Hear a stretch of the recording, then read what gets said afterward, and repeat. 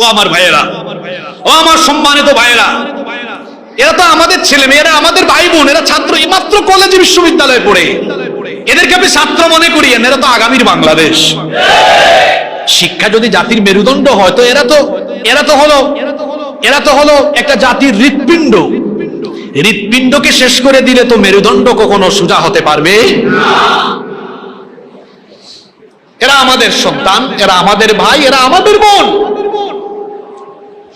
এদের সাথে এমনটা করবেন না। আপনি ন্যায়ের পথে থাকুন। আমার মনে পড়ে গেল বাংলাদেশের স্বাধীনতার মহানায়ক মরহুম বঙ্গবন্ধু শেখ মুজিবুর রহমান সাহেবের কথা। তিনি তার একটা বক্তৃতায় বলেছিলেন, ইউটিউবে আছে, তোমরা ন্যায়ের পথে থাকো, সত্য পথে চলো। শুনছেন কিনা বক্তব্যটা আপনার? হ্যাঁ, তোমরা ন্যায়ের পথে চলো, সত্য পথে চলো।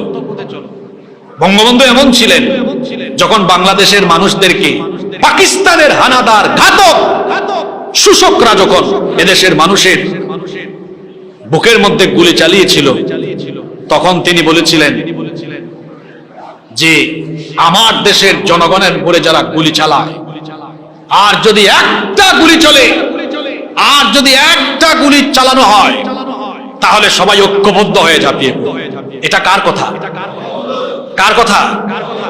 বঙ্গবন্ধু শেখ মুজিবুর রহমান সাহেবের কথা, স্বাধীনতার মহানায়ক। তিনি এই কথাগুলো বলেছিলেন।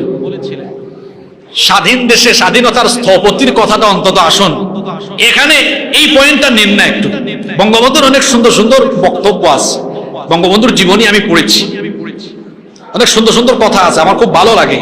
এবং আমার মনে হয় বাংলাদেশে যাদের বক্তব্যে মানুষ সবচেয়ে বেশি আকর্ষিত হতো, তার মধ্যে একজন হচ্ছেন বঙ্গবন্ধু শেখ মুজিবুর রহমান। কথা ঠিক আছে কিনা? তার এক বক্তব্যে কিন্তু সব মানুষ ঝাঁপিয়ে পড়েছিল। মাঝে মাঝে খুব সুন্দর করে কথা বলতেন। চাটার দল সব নিয়ে গেছে, ব্রিজ নাই, রাস্তা নাই, কালভার্ট নাই, কিছুই নাই, সব নিয়ে গেছে, আমাকে দিয়ে গেছে শুধু কিছু চোর আর চামার। অনেক সুন্দর কথা না? অনেক সুন্দর কথা। তো তার অনেক সুন্দর সুন্দর কথা আছে, এগুলা নিলেও কিন্তু অনেক উপকারে